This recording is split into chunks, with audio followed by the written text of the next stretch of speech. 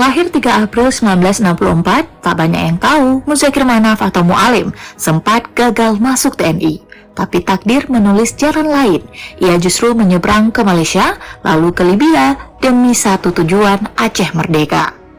Tahun 2002, Abdullah Syafi'i gugur.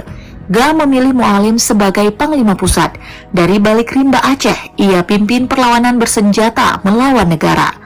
Komando dan loyalitasnya disegani, bahkan hingga setelah senjata diletakkan.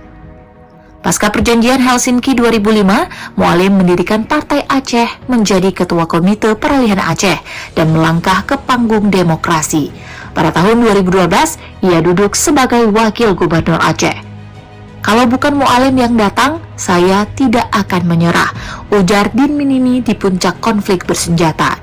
Karismanya tak pudar, bagi banyak mantan kombantan, Mualim bukan hanya pemimpin, ia adalah simbol perjuangan.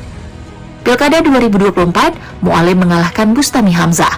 Pada 12 Februari 2025, ia resmi dilantik sebagai Gubernur Aceh. Seragam dinas menggantikan loreng, tapi semangat perjuangannya tetap menyala. Waliul Ahdi sejak 2022 dan kini Gubernur 2025 hingga 2030. Mualim bukan hanya pemimpin administratif, ia adalah narasi panjang tentang luka, rekonsiliasi, dan harapan rakyat Aceh. Dari rimba ke rapat paripurna, dari selongsong peluru ke selembar visi. Itulah Mualim, sosok yang tak hanya mencintai Aceh, tapi juga berani menempuh jalan panjang untuk memulihkannya.